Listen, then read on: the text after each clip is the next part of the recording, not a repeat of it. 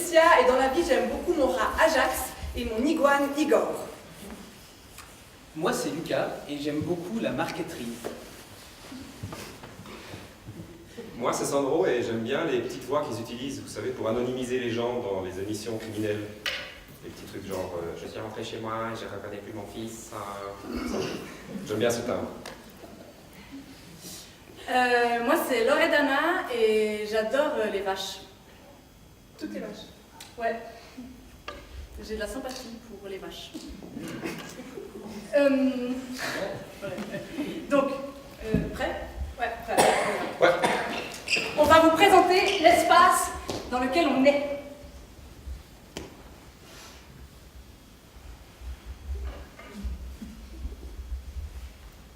Ici, on a le premier plan, qui va donc de Laetitia jusqu'à moi et jusqu'au dernier rang.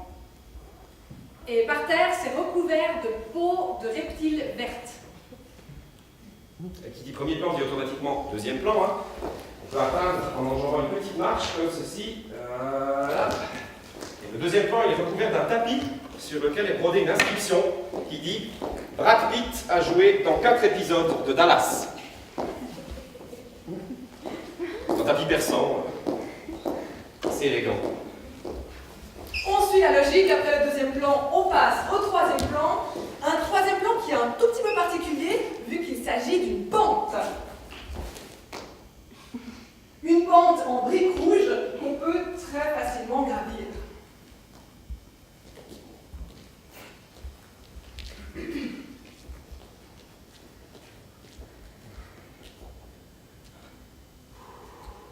Ça va, Sandro? Sandro, Ouais. tourne-toi. Oui, j'essaye. Tu veux ma main? Ouais, non, c'est bon. Ok. On est là, Sandro. Ouais, c'est gentil. Regarde l'horizon. Oui, j'essaye. Donc là, on est en dessus de la pente, sur une arête. Voilà. Et derrière nous, vous le pressentez peut-être, il y a un grand vide. Et on est attiré par ce vide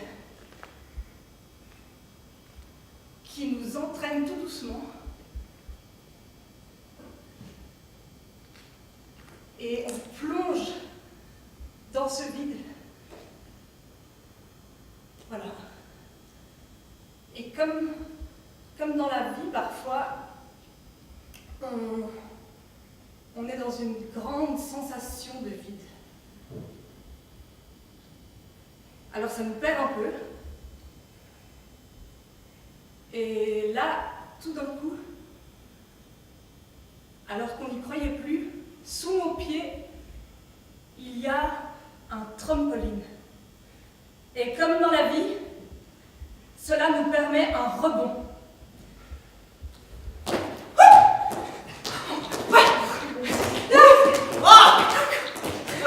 Et grâce à ces trampolines, on peut revenir sur l'arête. Sandro? Oui. Ça va? Oui, je me concentre. Bien. Allez, tu peux y arriver. Ok. Retour sur l'arête. De là, on a une magnifique vue sur le public. C'est tous très beau. On voit également Émilie, qu'on salue. Émilie qui est quelqu'un de très cher pour l'un d'entre nous. Voilà, merci Laetitia. Sans transition, donc, il y a derrière le vide un espace que nous n'avons pas encore nommé et qui est un écran digital sur lequel on peut voir défiler différentes images. Il y a tout d'abord le DJ du MAD qui boit son cocktail à l'aide de sa narine droite et qui est pris d'une soudaine mélancolie.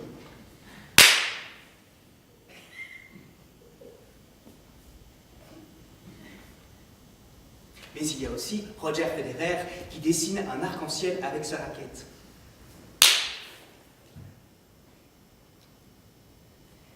Voilà. Et il y a enfin une vidéo du crabe royal qui envahit la mer du Nord. Les rois du monde, la vie sont seuls.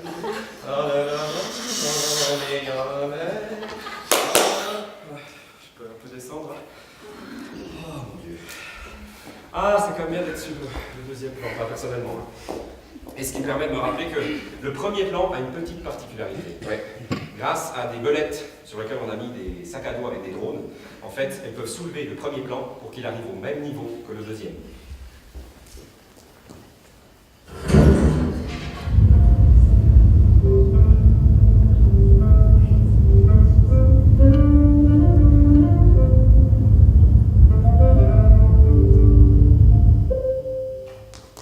Merci les belettes. Oui, c'est parfait. C'est beau. Et ici, on a une petite zone que j'affectionne terriblement. C'est le dance floor. Alors soyons précis, Loredana, zone d'expression corporelle et musicale, ok? Kiki, do you love me? Are you riding? Et à l'autre extrémité de l'espace où nous nous trouvons, il y a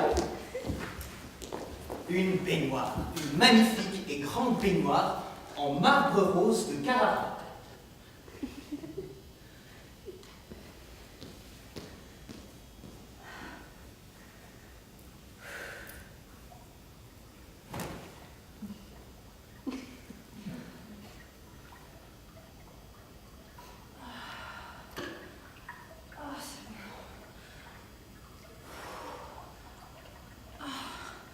J'ai mis du sel dans le bain. Ça détend.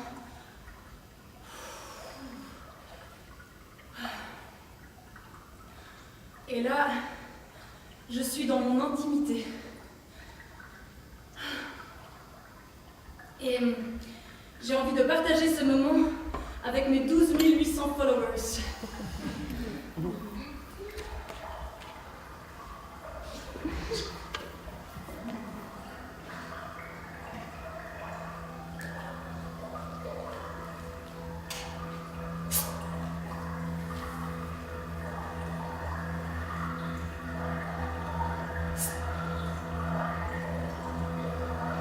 Et je vous invite dans mon intimité. On entre dans l'intimité.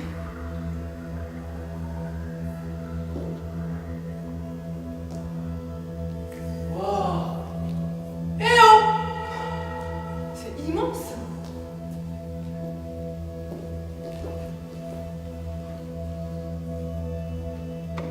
Il y a des stalactites qui pendent un peu partout, hyper longs. J'ai des méga seins. Regarde, attends. Ah, ils sont plus là. C'est tout mouillé par terre. Oh, la baignoire, elle clignote. Ah non, ça s'éteint. Il y a une cascade sur la pente. Il y a un témoin anonyme qui vole. Il faut que je prenne ça en photo. Je récupère mon portable, je prends une photo du ciel et je la partage sur Life Archive. Jusqu'à la bouche du métro, je ramasse 5 j'aime et 3 commentaires. Oublie pas le pain. Qu'en pense Valérie Damido? Point d'interrogation. Ensuite, je tourne une vidéo de mon ombre projetée sur le pavé. Ça cartonne. Les commentaires s'entassent. Et moi, je continue à prendre en photo tout ce que je vois. Tout ce que je vis. Ce n'est pas l'art qui m'intéresse, c'est ma vie. L'instant présent. Je veux que tout ça reste quelque part. Je veux partager ma vie. Je veux la donner. Je milite pour l'interdiction de l'oubli. J'aimerais que tu sois parmi les 12 800 followers qui me suivent sans me connaître. Je prends en photo une dame avec un lapin en laisse. On est devenus fous. Je m'achète une crêpe et avant de la manger, je la partage sur Life Archive. Et la pierre d'après aussi, je la partage. Et toi aussi, je te partage. Rire, c'est bon pour la santé.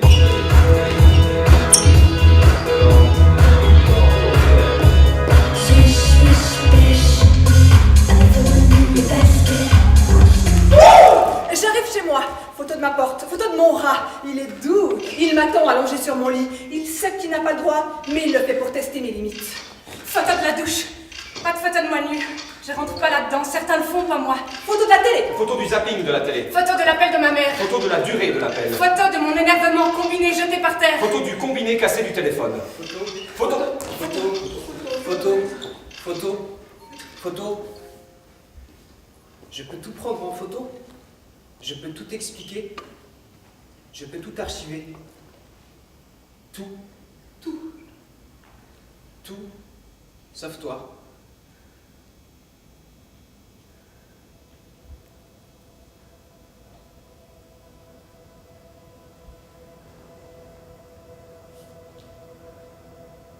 J'aimerais tant parler tout doucement, afin que tu sois obligé de venir tout près de moi pour m'entendre. Et peut-être que je parle dans une langue que tu comprends pas, qui te semblerait étrangère et étrange.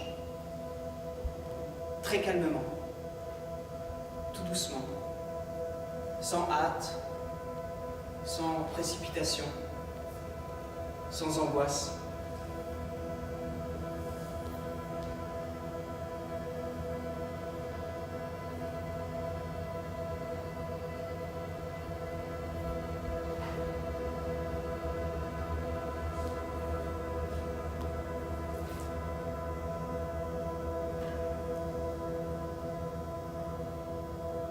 Pourquoi ai-je une peur si atroce d'être seule? Pourquoi c'est si putain de dur aujourd'hui de trouver quelqu'un avec qui passer quelques heures agréables?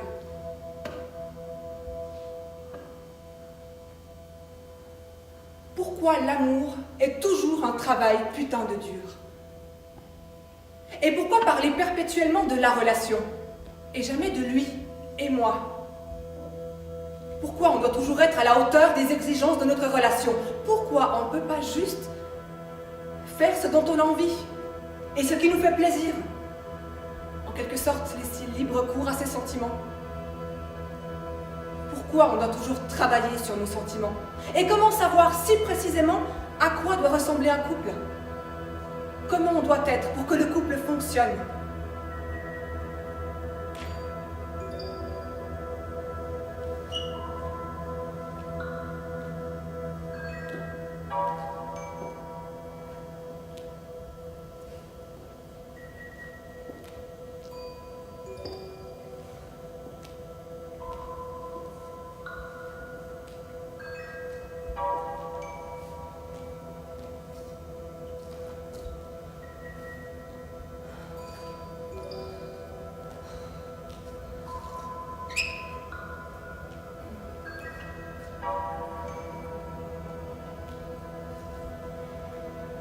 Tu es où?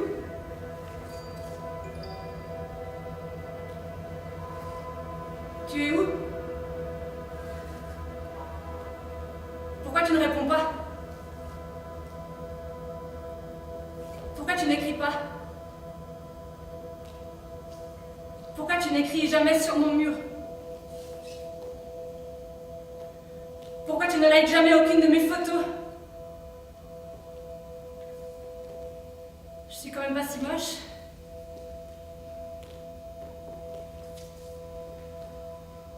Le truc merdique dans son couple, c'est qu'on n'a plus rien de bien depuis que tous les avantages, l'intime, ont migré vers le profil Facebook. Dans un couple, on traîne toujours autour des pages cachées de merde de l'autre. Et toutes les merdes qu'il passe sous silence dans son profil Facebook, elles sont destinées au couple, aux partenaires offline. Ton vrai sourire est vraiment nul. Et tu es beaucoup plus belle sur Facebook. Et tu n'as pas dit que tu as ces crises d'angoisse. Et que tu passes tes nuits nues dans la salle de bain avec le sèche-cheveux. Tout ça, tu ne l'as pas dit. Tout ça est si peu romantique, si pénible, si peu aventureux. Je récupère toujours toute la merde. Et la belle vie géniale, excitante, tu la mets sur Facebook. Tu l'enlèves de notre vie. N'enlève pas tout ce qu'il y a bien chez toi dans notre vie pour le mettre sur Facebook, s'il te plaît. Laisse quelques moments ici, dans le monde offline, avec moi.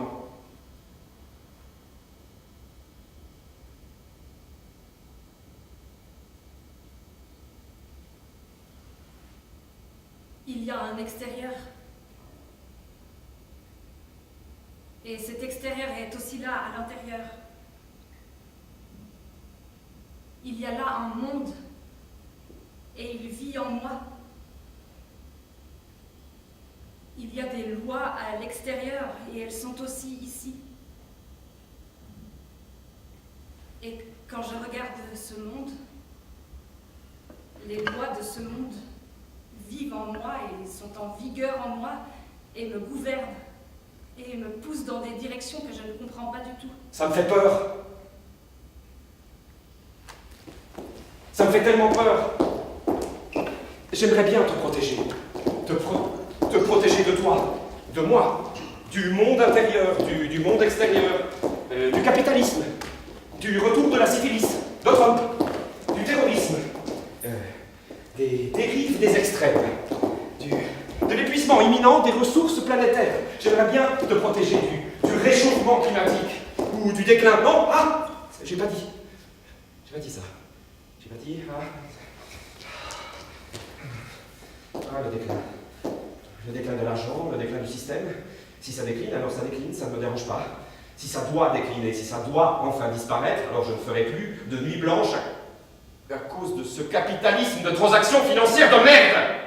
C'est bon, tu vas.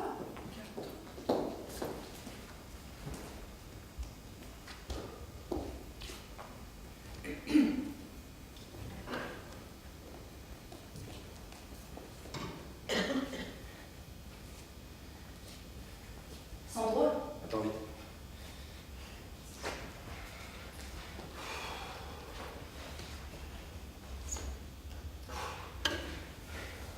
Il est en moi et il n'en sort pas. Il décline et moi avec. Mais ce qu'on vit maintenant est le dernier sursaut, hein, le dernier hyper-âge d'or, bref, et intense. L'explosion juste avant l'implosion. Quelque chose va arriver, Loredana. C'est déjà là, on le sent, ça changera tout. Ça change notre regard sur les choses dès maintenant. Et tout ira plus vite. Et alors, on ne comprendra pas comment on a pu vivre toutes ces années et toutes ces décennies. Ah putain. Et il nous semblera vraiment étrange qu'on ait passé toutes ces années à parler de forfaits de téléphones portables, tandis que les élites néolibérales de transactions financières, ivres de redistribution, ont fait migrer sur leur compte toute la fortune d'État, grâce à ces soi-disant parapluies de sauvetage, qui en fait...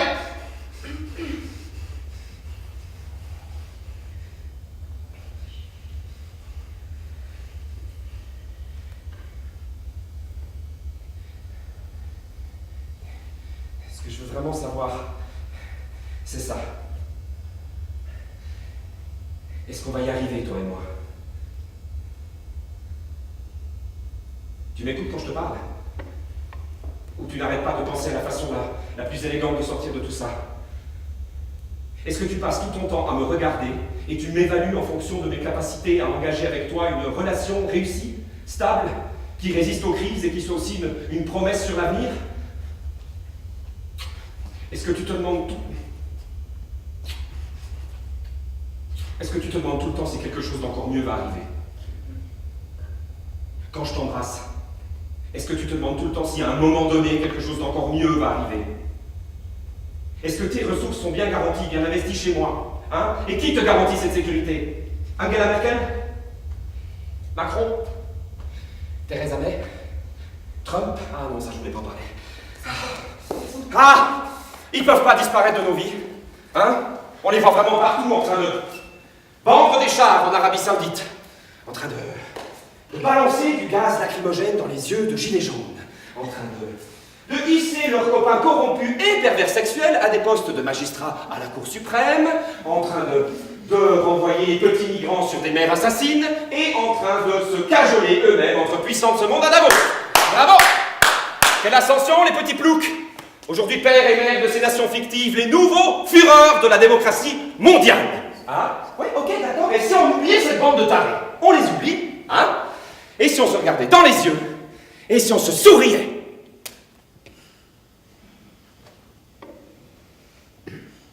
Souriez.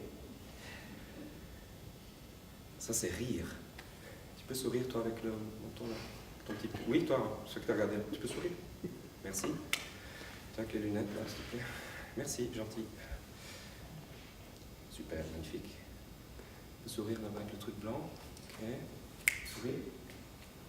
Tu peux sourire? Sourire. Ah, merde, non. Ah non, tu souris vraiment mal. Oui, Loredana, je suis désolé, il faut vraiment juste que je le dise, ton sourire ne vaut rien, c'est du toc. Je n'investis rien pour ce type de sourire, Loredana. D'ailleurs, tu es laide, tu es beaucoup plus belle sur ton profil Facebook. Depuis que je suis avec toi, j'ai plus tous les sentiments sous contrôle. Je pleure tellement souvent depuis que je suis avec toi, Loredana. Je dis toujours Loredana. C'est ce qu'on m'a conseillé pour mon premier rendez-vous. Au premier rendez-vous, dites le nom de la fille, ça crée un attachement potentiel. Et maintenant, je fais tout le temps. Loredana, viens ici. Loredana, attends. Loredana, allô. Loredana, non. Merde, elle réagit pas. Loredana. Allez, hop, couchez ici. Loredana, Loredana. Hein? Non, ça ne marche pas. Nous ne nous attachons pas. Nous mettons toujours, nous restons toujours si désorientés et désespérés et instables, et nous mettons nos meilleurs côtés que sur Facebook. On enlève toutes ces matières premières de la vraie vie pour les donner à Mark Zuckerberg, pour qu'il puisse ensuite les revendre et se faire coter en bourse avec nos données. Cette saloperie vous blâme. Putain!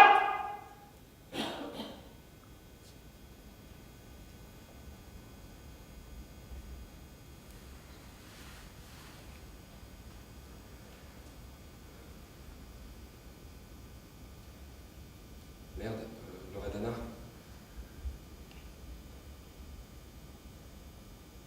Viens là. Souris-moi. C'est tout.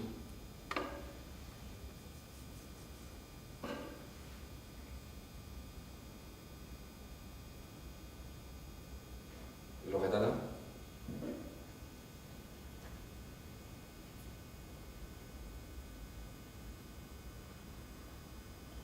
Loredana?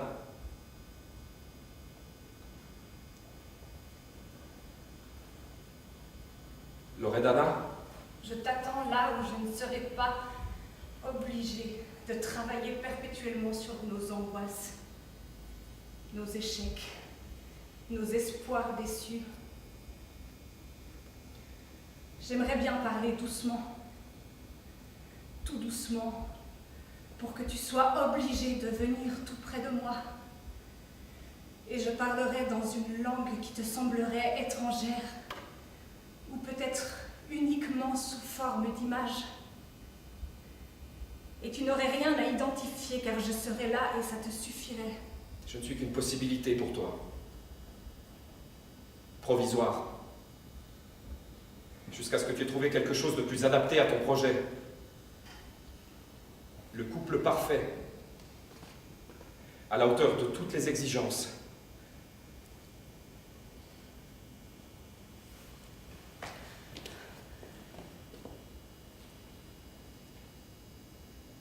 Je te tiendrai fort, mais très précautionneusement.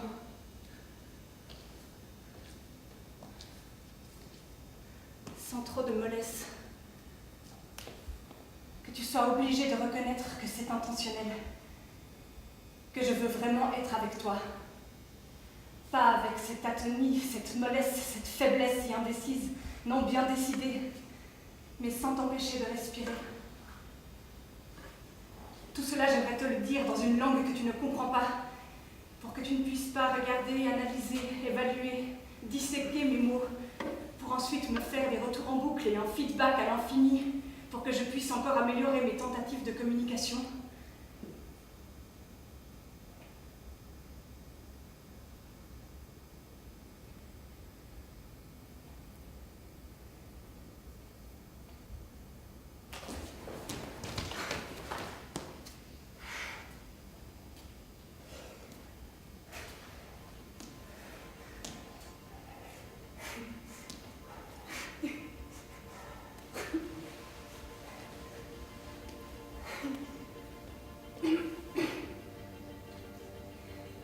Se rapprocher, d'une manière ou d'une autre, peu importe. Il doit juste y avoir de la proximité, de l'intimité. Embrasse-moi et rends-moi heureux. Et arrête de checker ton compte Facebook quand on s'embrasse.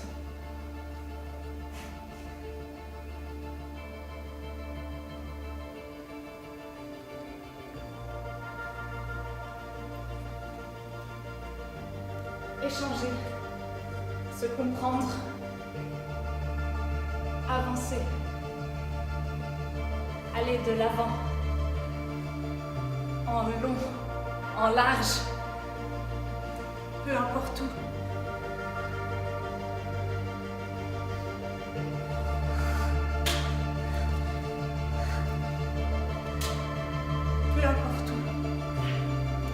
ensemble. Juste en finir avec cette solitude atrocement insécurisante. Cet isolement. Cette torture de l'individualité. Cet emprisonnement dans l'autonomie. Et arrête de télécharger des images quand tu me fais l'amour. Et arrête de checker tes mails quand je te tiens la main.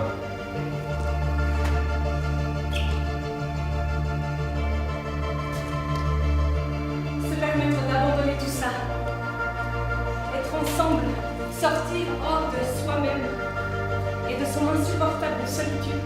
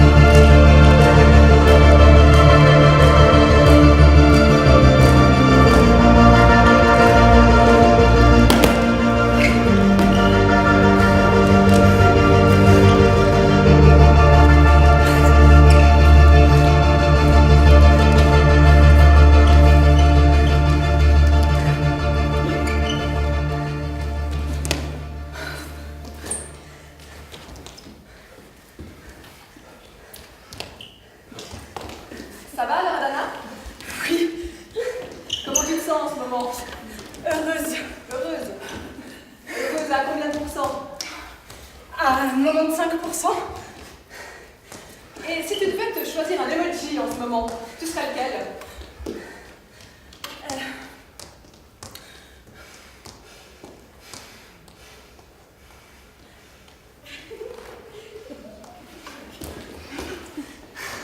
Et est-ce que tu as envie de faire ce que tu es en train de faire? Oui, À combien de pourcents? à 97%. Et est-ce que tu dois faire ce que tu es en train de faire? Oui, à 100%. 100%. Tu crois que ta vie a un sens? Bah oui. À 79%. Quelle est ton activité? Voyager, travailler, cuisiner, parler, Danser. marcher, manger, prier, méditer, te reposer, faire les courses, faire le ménage, Parler. faire l'amour, faire du sport, faire une activité avec ton enfant, faire un soin, écouter la radio, écouter de la musique, regarder la télé, regarder un film, naviguer sur Internet, autre. Parler. Parler. Donc tu interagis avec quelqu'un. Bah oui. Et durant les dernières 10 minutes, quelle a été la fréquence de ta communication avec cette personne?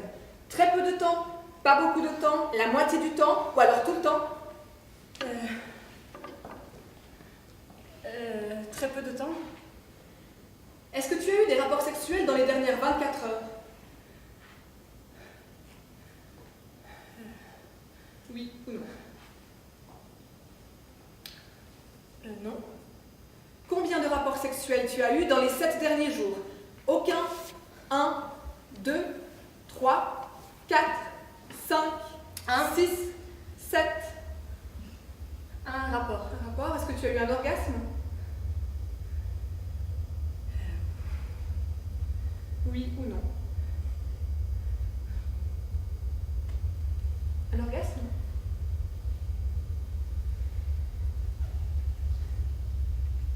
Je ne réponds pas à cette question.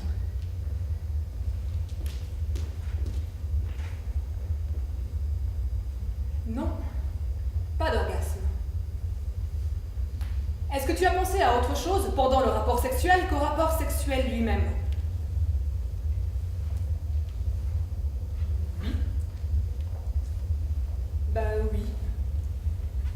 À combien de choses as-tu pensé? 1 à 2 choses? 3 à 4 choses? Plus de 5 choses? Plus de 5 choses. Tu te considères attirante? Oui. Attirante à 62%. Est-ce que tu évalues tes pensées en ce moment? Oui. Négativement. Est-ce que tu évalues tes sentiments en ce moment? Oui, négativement. Qu'est-ce qui te rend malheureuse? Ce que je fais, ce que je pense, ce que je ressens, ma relation avec les autres, mon environnement, le passé, le présent, l'avenir, quelque chose de plus grand que moi, autre.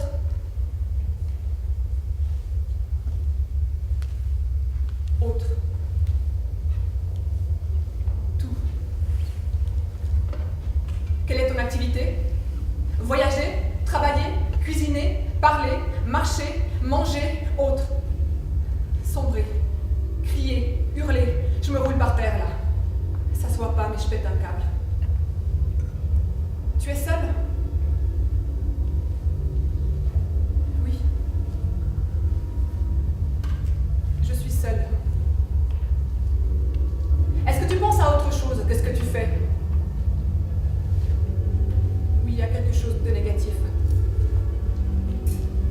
Et quand tu regarderas en arrière, plus tard, est-ce que tu seras contente de ce que tu fais? Oui, à 100%. Merci d'avoir surveillé ton bonheur. Ton résultat. Ton taux de bonheur diminue quand tu fais ce que tu dois faire. Ton taux de bonheur diminue quand tu es seul. Ton taux de bonheur diminue quand tu penses à autre chose que ce que tu fais. Tu es moins heureuse quand tu évalues tes sentiments que quand tu évalues tes pensées. Ton taux de bonheur augmente quand tu contrôles la situation.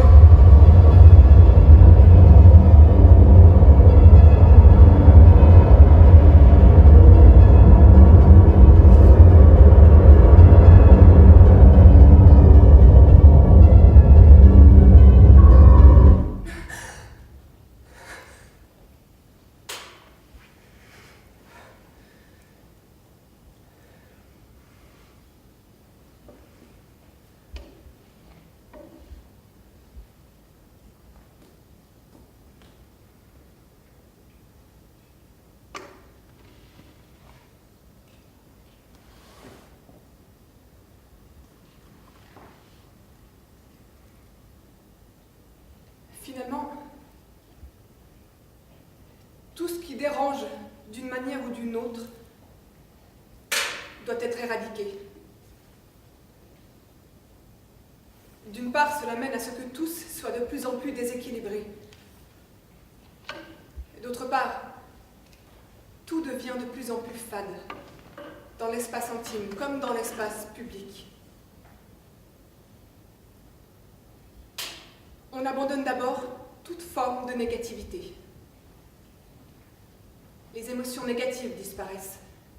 Non seulement car il faut toujours se vendre, mais pour ce faire, on doit aussi être de bonne humeur. La culture psy aide à éradiquer tous les problèmes possibles, à commencer par tout ce qui entrave votre capacité de travail et de consommation.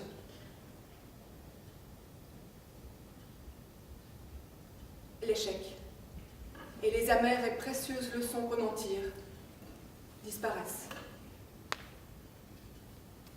L'erreur disparaît. Elle est prévue, évitée, bannie. La surveillance et le contrôle visent bien à prévoir l'avenir, tout comme à l'influencer. La tristesse disparaît, en particulier celle qui est sans fondement. La mélancolie disparaît, ainsi que l'angoisse et la peur. Elles sont d'emblée bloquées et évitées, plutôt que traversées et surmontées. La peine et la douleur sont aussi menacées, surtout quand il s'agit de l'amour, qui se doit d'être agréable et convivial.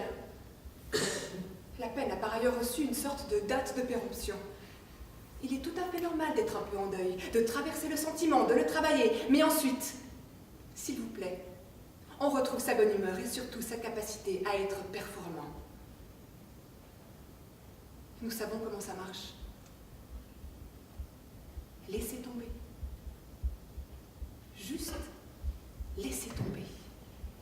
Vivre dans le présent, accepter de guérir et faire de longues promenades. Et jamais nous autres hommes et femmes n'avons eu à notre disposition autant de conseillers en vie, en bonne humeur et de conseils pour être de bonne humeur.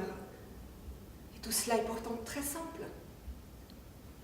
Un bon repas léger, bien bouger, l'accomplissement personnel dans son travail, trouver l'amour et fonder une famille, avoir un grand cercle d'amis et l'entretenir, etc., etc.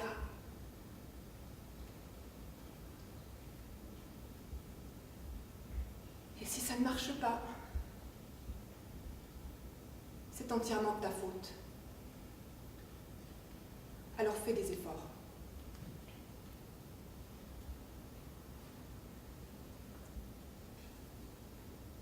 La mort disparaît, chassée par la peur d'une finitude sans Dieu et les tentatives qui en résultent d'accéder à la vie éternelle de son vivant. Par peur de la mort, de plus en plus d'êtres humains meurent déjà de leur vivant.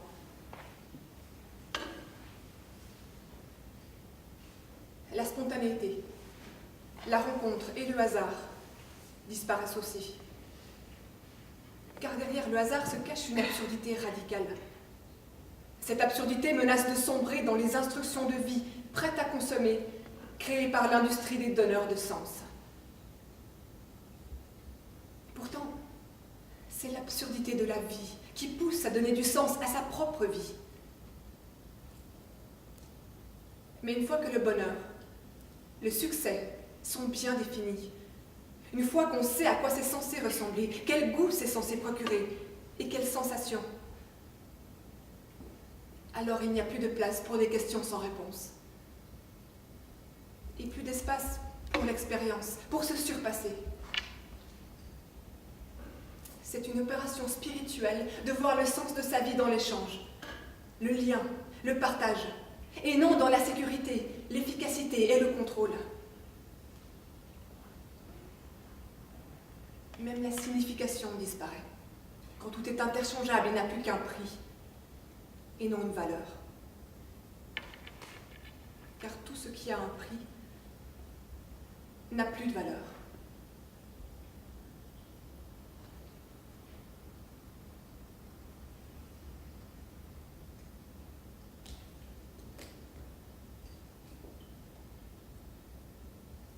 Les actes sans intention précise disparaissent aussi.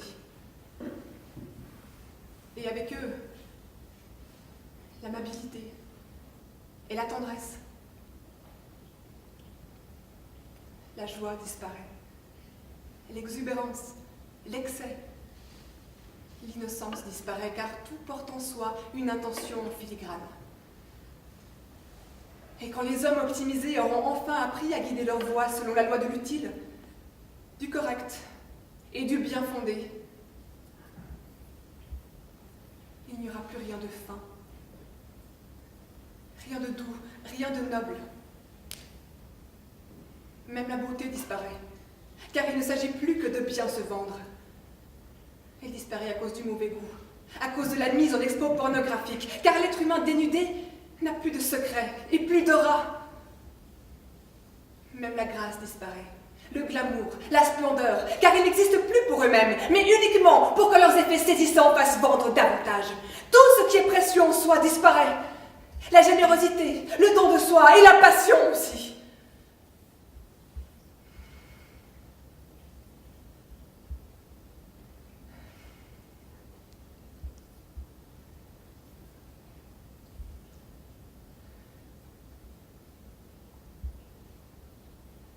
La suspension disparaît. Le silence et les temps d'arrêt. Car il faut extraire la moindre chose de tout et à tout moment. La paresse disparaît. L'inutilité, l'ennui qui est productif en ce qu'il signifie un arrêt, une interruption. Durée disparaît. approfondir disparaît. Et le temps devient lui-même de plus en plus court dans son accélération constante. Et parce qu'on travaille sur soi en permanence, on ne sait plus travailler sur quelque chose. Et parce que le seul enjeu est d'avancer et devenir meilleur, plus rien, ni surtout plus personne ne vaut plus qu'on demeure pour lui. Et surtout à ses côtés. Et parce que la valeur de tout et de chacun réside de plus en plus dans son utilité, c'est elle qui amorce et termine les relations. C'est ce qui fait disparaître la qualité. L'esprit disparaît, l'âme s'atrophie, et avec eux, tout ce qui donne à la vie de la profondeur et de l'éclat.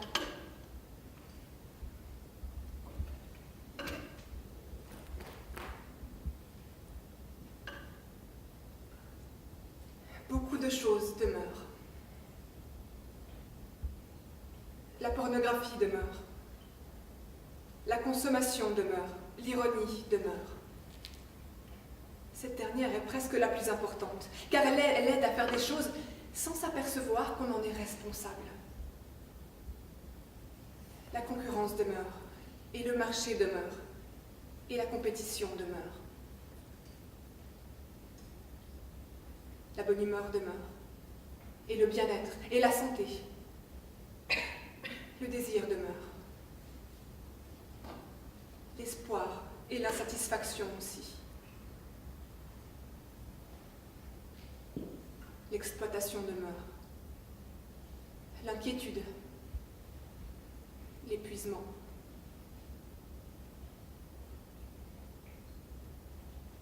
Et le malaise.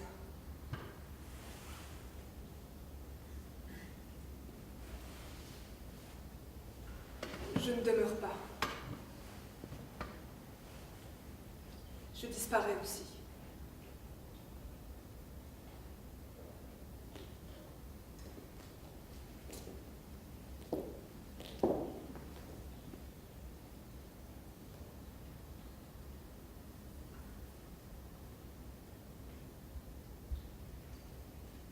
Je pense pas qu'on a envie d'être seul. Si. C'est ça qu'on veut? Est-ce que c'est bien ça qu'on veut?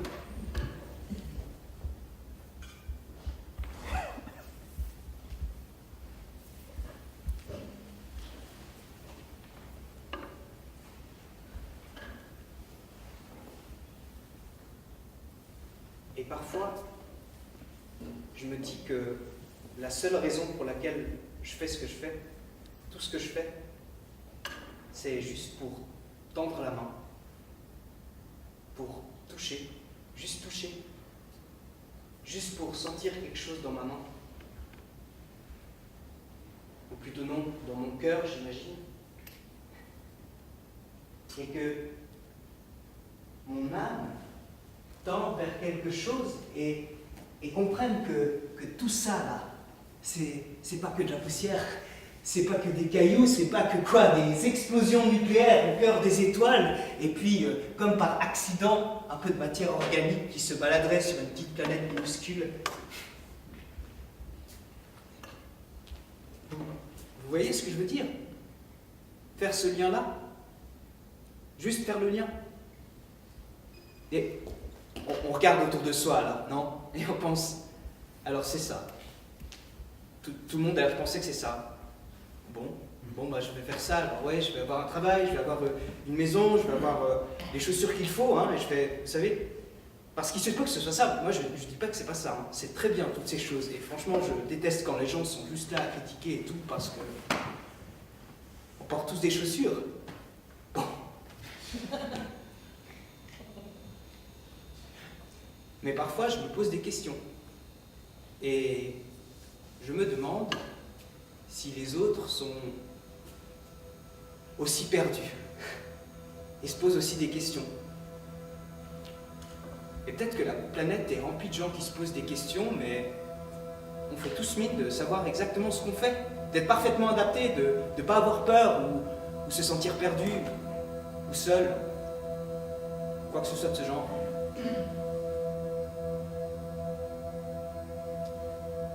Et peut-être que je dis ça là parce que je suis amoureux. J'en étais sûr. J'ai l'air d'un mec amoureux. Ben oui. Non mais ça veut dire quoi? Hein? Des composés chimiques, c'est ça? Des impulsions électriques qui fusent? Ouais. Bon, mais laissez-moi vous dire, et je remets pas tout ça en cause, mais laissez-moi vous dire que putain, ce que je ressens là, c'est si réel, c'est si tangible et puissant et honnête et torrentiel que ça me transperce parfois. Putain, j'ai envie de dégueuler. J'ai envie de dégueuler d'amour. C'est pas pareil ça?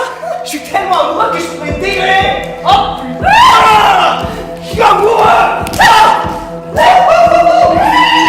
C'est pas vrai ça!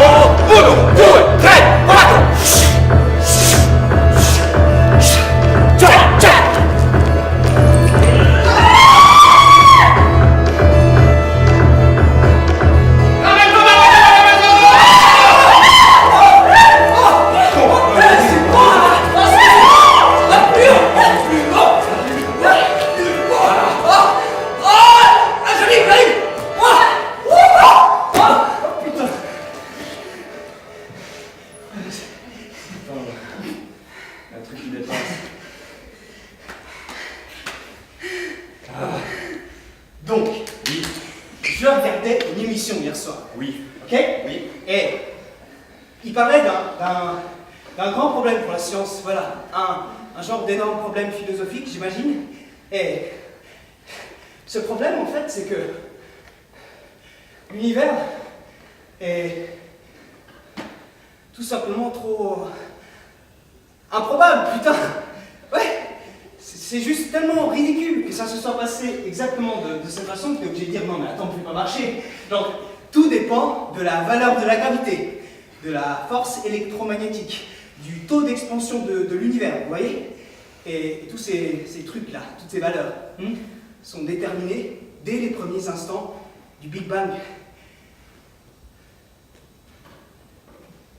Vous comprenez? On peut pas, nous ne pouvons pas remonter plus loin que ça. Nos lois physiques ne marchent tout simplement pas avant. La relativité s'arrête avec la singularité, blablabla. Mais, une fois que ces lois sont fixées, elles restent. Elles restent comme elles sont. Et c'est tout. Et elles forment l'univers. Vous voyez? Ok. Prenons la gravité, par exemple. Hein? Et vous vous dites, au début, c'est juste des nuages de matière. Mais la gravité signifie que la matière attire la matière. Alors, la matière s'agglutine pour former des étoiles. Et la gravité pousse dans un sens. Elle comprime les atomes, ce qui cause des explosions nucléaires qui en fait tirent dans le sens inverse. Et c'est en fait comme ça.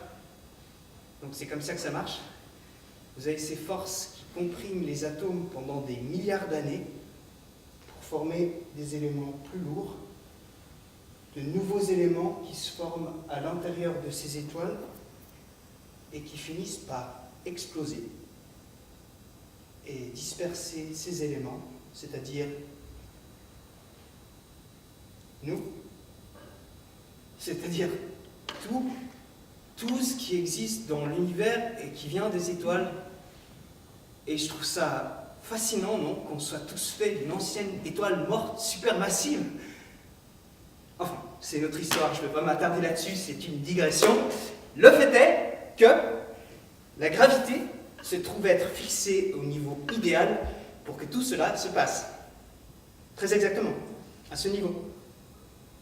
Monsieur, si on dit genre que la gravité c'est 100 millièmes par exemple, hein, c'est pas ça, mais disons que ce soit ça par seconde. Si c'était 101, ça marcherait pas. 99, ça marcherait pas. Il faut que ce soit exactement 100. Une fraction de plus ou de moins, il se passerait rien. Ok, coup de bol, mais il n'y a pas que la gravité. La force électromagnétique, le taux d'expansion de l'univers, la vitesse de la lumière, tout ça fixé exactement pour que l'univers existe tel qu'il est. Exactement. Ça fait juste un peu trop coup de bol, tout ça, putain. C'est juste trop pour que ce soit pas... Enfin, vous voyez, que ce soit pas... C'est les scientifiques qui disent, hein, pas juste moi. Hein. Alors, la science fait comme si de rien n'était. C'est énervant, non? Je veux dire, on ne peut pas faire comme si de rien n'était. Et les scientifiques, ça ne leur plaît... Enfin, l'idée ne leur plaît pas trop. Mais dans l'émission, l'alternative des scientifiques, c'est qu'il y a un nombre infini d'univers. Même pas des milliards, madame, des zilliards. Des zilliards de zilliards de zilliards de zilliards d'univers dans lesquels chaque possibilité est mise en œuvre. Et voilà. Les scientifiques, c'est ce qu'ils ont pu trouver de mieux.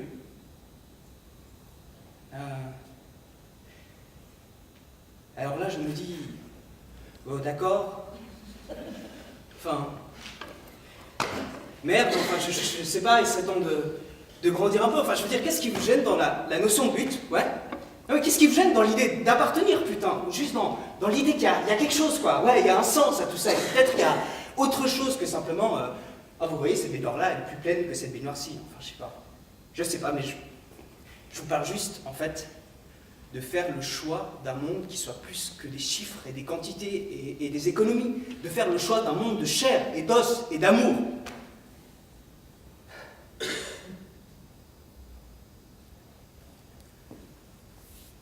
Et peut-être que je dis ça là parce que je suis amoureux.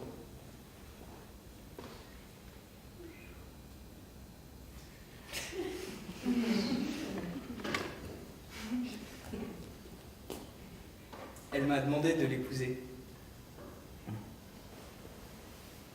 Émilie m'a demandé de l'épouser. J'ai dit oui. On est au lit et je joue avec son grain de beauté. Elle a un grain de beauté sur l'avant-bras. Et je lui dis, il faut que tu fasses examiner ça. Et elle rit. Et elle dit que c'est ce que lui disait tout le temps son ex. Je lui dis, il a raison, c'est dangereux ces trucs. Et là, elle me dit, tiens, tu penses à nous sur le long terme alors?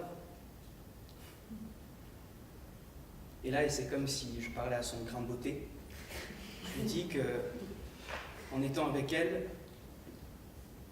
j'avais découvert que le langage est complètement inutile. Et qu'on s'y intéresse que parce qu'on ne maîtrise pas la télépathie. Et qu'il n'y a pas de mots qui puissent exprimer, enfin tout ça me sortait plus simplement comme ça, mais qu'il n'y a pas de mots qui puissent exprimer ce que je ressens pour toi. Et c'est pour ça que j'ai besoin de faire l'amour avec toi. C'est parce que c'est ce qui se rapproche le plus des mots pour te dire ce que je ressens. Et je la regarde, et elle pleure. Et c'est vraiment pas le genre de femme à pleurer.